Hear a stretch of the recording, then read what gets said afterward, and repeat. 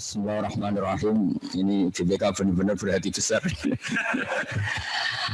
Begini ya, saya akan menjawab secara fikih yang mudawan ya, fikih yang dibukukan, yang diriwayatkan dari saya sampai ya semuanya lah, semua ulama. Riba itu ada 6 pengecualian yang dibolehkan. Di antaranya itu riba yang menggunjingkan orang atau mengata-ngatain orang yang memang harus diperlakukan seperti itu. Di antaranya adalah mujahir bil fiski. Orang itu memperlihatkan kefasikannya. Karena dengan cara itu kita bisa memaklumatkan ke sekeliling kita bahwa itu salah. Misalnya ada perempuan pakai celana pendek misalnya terus jalan di depan kamu, terus kamu ngandani anak putri kamu jangan seperti itu haram. Kan itu ya riba, mungkin kita kenal namanya, terus kenal kesalahannya. Begitu juga misalnya ada orang yang ditangkap KPK karena korupsi, kita pasti nyebut orangnya. Karena kalau nggak nyebut itu malah ribet. Kamu hindari nggak nyebut supaya islami. Saya tadi melihat koruptor, orang mana orang Indonesia, namanya siapa? Ndak lah, saya nanti ngerasani riba. Akhirnya malah semua orang Indonesia tuh kayak seperti itu. Jadi menghindari ngerasani satu orang, tapi akhirnya kayak semuanya mungkin, gara-gara nggak disebut namanya. Dan dalilnya para ulama dia dapat saja dalil. Buktinya Quran juga nyebut misalnya Fir'aun, siapa beberapa aktor kesalahan kayak Abu Lahab. Itu bukti bahwa untuk kepentingan kebenaran itu kadang hibah itu ya boleh kayak itu tadi al-mujahir bil fiski. Kayak Fir'aun kan memaklumatkan diri sebagai Tuhan, Abu Lahab juga memaklumatkan sebagai musuh besar Nabi. Jadi memang ada pengecualian yang termasuk untuk syahadah. Mau tidak mau misalnya si A korupsi kan ditanya korupsinya sama siapa, uang ngalir kemana. Ini bagian dari, bukan karena yang tanya BPK terus tak halalkan, tidak, memang itu ada kitabnya. Cari di bab hibah itu ada 6 pengecualian, diantaranya halal seperti itu. Itu menurut pandangan fikih. Kalau menurut pandangan tasawuf lebih unik lagi. Di antara sanksinya Allah terhadap orang-orang zalim itu adalah lahum khisyun. Mereka akan hina fil hayati dunia. Mereka di dunia sudah mendapat afatnya, mendapat cara Jawa kena batunya. Jadi misalnya kan tidak lucu kan, misalnya orang koruptor, kemudian tidak ada sanksi sosial. Sehingga Allah selalu bikin sanksi sosial. Delalah orang itu ngerasani semua, gunjingkan semua. Sehingga dia cari teman ini susah. Artinya apa? Hibah itu ya haram. Tapi itu cara Allah untuk menghukum kemungkaran. Dan itu diantaranya karena jadi gunjingan masyarakat. Coba kalau ada perempuan nakal, atau ada koruptor, terus ada pencuri, kemudian tidak jadi gunjingan. Kan dia tidak pernah menjabat jera karena tidak ada sanksi apa-apa. Maka diantara sanksinya Allah kepada mereka yang salah adalah khisyun, ada kehinaan yang dia dapatkan di dunia. Diantaranya dicibir banyak orang. Nah tentu yang mencibir nanti kena hukum setelah melebihi batas. Misalnya, dasar maling, paling turunannya maling, bayi maling itu sudah melebihi batas. Yang maling dia kok bapaknya juga bawa mbaknya di bawa. Apalagi itu sebab dasar maling, potongannya tidak keriting, paling merokok. Hanya orang yang pendek keriting terus ke bawah-bawah kan. Nah ini sudah berlebihan. Nah apalagi misalnya dasar koruptor, dasar partai ini. Padahal yang di partai itu tidak semuanya. Nah itu sudah berlebihan. Jadi itu ada ilmunya untuk. Jadi makanya saya masih ingat ketika Mbah Mun ditanya ada penyakit tertentu yang zaman itu susah disembuhkan dan penyebabnya adalah kemaksiatan.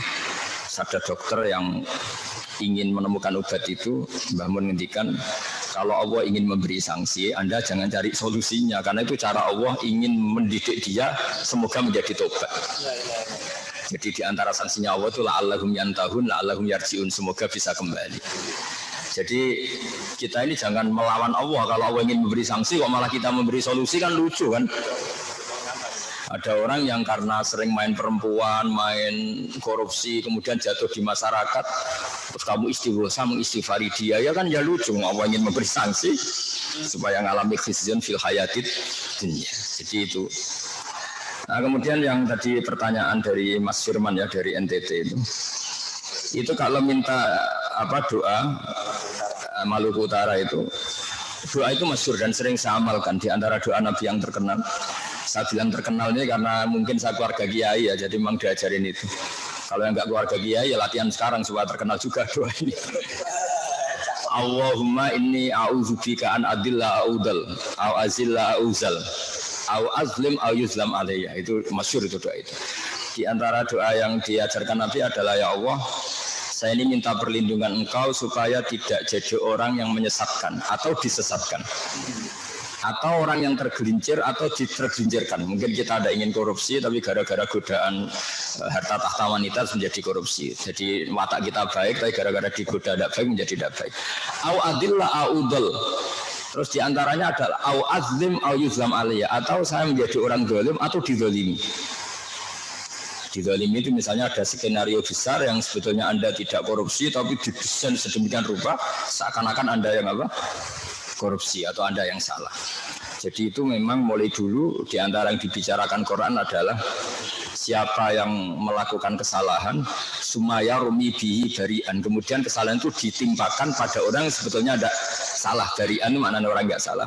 Faqatih tamala buhtana wa islam. Jadi ada di Quran sudah dibicarakan orang-orang yang enggak salah tapi didesain sedemikian rupa oleh kekuatan besar seakan-akan dia yang salah. Misalnya saya koruptor, bisa mengatur sedemikian rupa seakan-akan gajah ini legal, bisa menyuap legislasi atau legislator supaya ini diundangkan secara benar, padahal hakikatnya ini kepentingan. Itu juga ribet kalau seperti itu. Atau mungkin kita di dunia agama juga sama, kita seakan-akan soleh sendiri terus mengajarkan orang supaya banyak ngamal ke kita, sementara kita sendiri tidak tanggung jawab di depan Allah Subhanahu wa Ta'ala.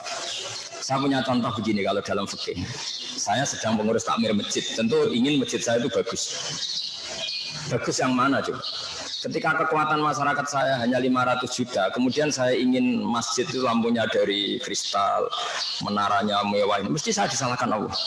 Karena yang dikatakan masjid itu tempat sujud. Kalau untuk sujud cukup, untuk alat sesuci cukup, ya sudah cukup. Karena keinginan mewah itu pasti nafsu sih. Wong sudah masyarakatnya tertinggal gitu, kok ingin masjidnya mewah.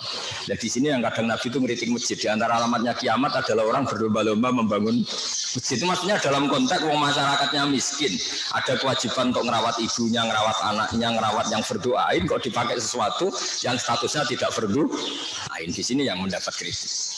Tapi kalau masyarakatnya mapan dan uangnya lebih-lebih, ya gak apa-apa bicara masjid mewah. Jadi kita ini masih dalam koridor oke. Dan itu memang harus difikirin, termasuk misalnya gini yang saya alami, saya ini kan kiai, buat acara tidak penting, saya itu belum pernah ngundang alumni acara kholnya bapak atau acara kelahiran anak saya, itu tidak pernah. Pikiran saya sederhana, kalau saya ngundang hari ini misalnya, bisa saja santri saya yang sudah alumni itu sudah janji mau kerja di siapa, dan dia rezekinya hari itu kalau kerja, gara-gara panggilan kiai dia harus datang ke sini. Untuk acara yang tidak berdoain, tapi santri saya harus meninggalkan kewajiban yang berstatus fardu ain, maka saya dosa. Jangan kira kalau kiai itu tidak bisa dosa, ya dosa. Apalagi kalau kiainya agak engkek, jebule kono taman tok. Sudah mengundang orang yang meninggalkan fardu ain untuk keluarganya demi selera, yaitu bikin taman.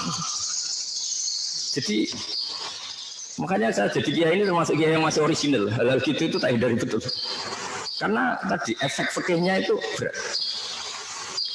Termasuk jenengan datang ke sini, saya tidak tersandung amat. Bisa saja Anda punya kewajiban berdoain di rumah. Tapi kok datang ke sini hanya untuk ngaji, yang mungkin ini tidak berdoain, baru berdikifah. Saya juga nggak tahu.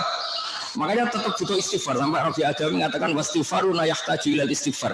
Kita sudah benar saja butuh istighfar. Karena jangan beri kebenaran kita, ada kebenaran lebih penting yang kita tinggalkan. Tidak segampang itu. Makanya disebut wastighfaruna yahtaju ilal istighfar. Kita istighfar masih butuh istighfar. Misalnya sholat awal waktu itu bagus sesuai teks hadis. Tapi andaikan semua orang sholat awal waktu itu tidak bagus. Mbah Mun itu sholatnya akhir waktu. Kiai Karim Mirboya. Karena apa? Andaikan semua sholat di awal waktu, maka akan dikira bahwa aturan sholat sah harus di awal waktu. Kalau semuanya melakukan, pasti jadi konsensus yang lama-lama dikira aturannya seperti itu. Maka harus ada 1-2 pondok yang sholatnya harus akhir untuk menjaga konstitusi bahwa batas akhirnya sampai situ. Jadi itu tidak gampang jaga. Seperti tawaf itu yang baik itu ya jalan kaki. Semua sahabat tawaf ashabi Rasulillah musyatan berjalan semua. Tapi Nabi tofarokiban, Nabi pas itu masih siap tofarokiban, tawaf dengan naik unta. Itu kata Imam Nawawi dalam kitab Majmu', andaikan Nabi tawaf secara jalan, maka akan dikira syarat sahnya tawaf harus jalan. Maka Nabi wajib melakukan tawaf secara berkendara untuk menjaga konstitusi ilmu bahwa di antara sahnya tawaf boleh dengan berkendara, dan itu barokahnya sampai sekarang. Akhirnya orang berani tawaf pakai kursi roda, pakai skuter karena iktibar Nabi pernah tawaf secara berkendara. Nah, Nabi berkendara di sini itu fardu ain untuk menjaga konstitusi ilmu bahwa tawaf sambil berkendara itu sah. Maka sebagian kiai harus ada sholat akhir supaya tetap menjaga konstitusi bahwa batas akhir sholat itu sampai seperti itu. Kalau semuanya sholat di awal, pasti itu dikira aturan sahnya sholat harus di awal. Jadi tidak gampang apa. Ya memang sebagian kiai kebablasan kayak saya itu jarang sholat qobliyah ba'diyah. Supaya orang tahu kalau itu sholat sunat gitu. Ya ada yang kebablasan itu. Karena kalau semua kiai sholat qobliyah ba'diyah, lama-lama orang kira itu wajib. Sampai yang mau Islam nginceng, kok sholatnya kok lama sekali. Nanti wajib semua capek sekali. Jadi itu memang konstitusi ilmu itu agak jelimet. Makanya di karang kitab fikih itu sampai 20 jilid. Kayak Imam Nawawi ngarang Majmu' itu kitab saya itu 27 jilid. Karena jaga konstitusi ilmu itu tidak gampang ya tadi. Nabi ketika ditanya, trennya juga sama. Al-ajub bi qadri ta'am namanya pahala sesuai tingkat kesulitan. Tapi ternyata yang Nabi sendiri itu ketika tawaf itu naik unta. Sahabatnya tetap jalan. Baik sahabat baiknya ya jalan karena al-ajub bi qadri ta'am. Tapi Nabi baiknya memang berkendara. Tanpa itu tidak ada alasan hukum orang tawaf pakai kursi roda.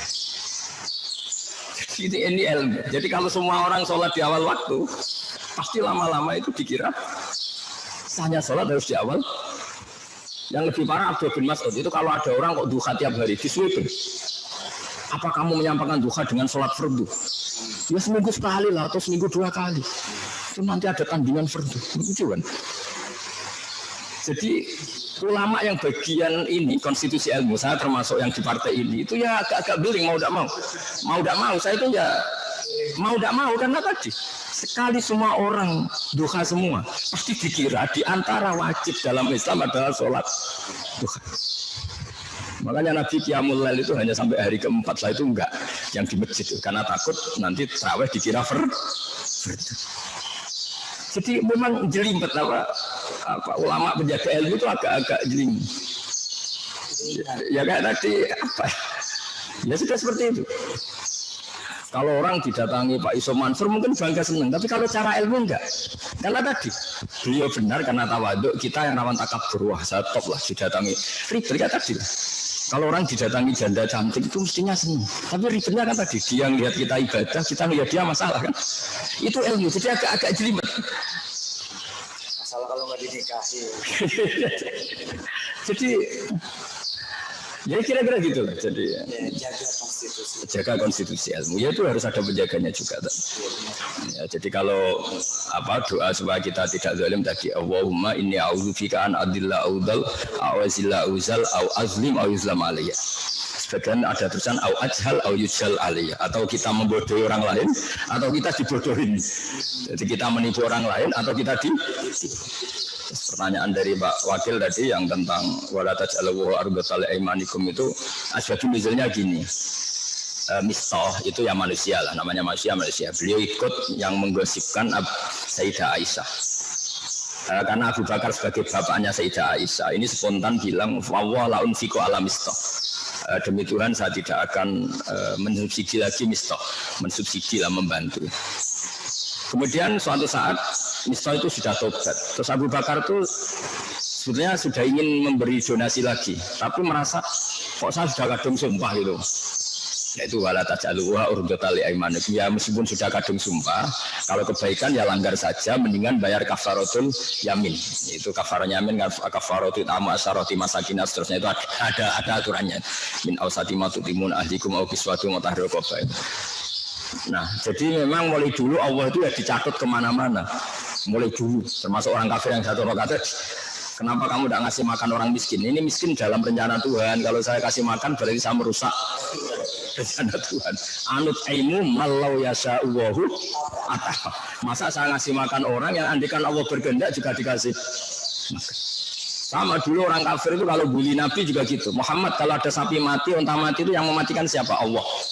Agama kamu itu aneh, yang dimatikan Allah langsung haram, yang lewat tangan-tangan manusia malah halal.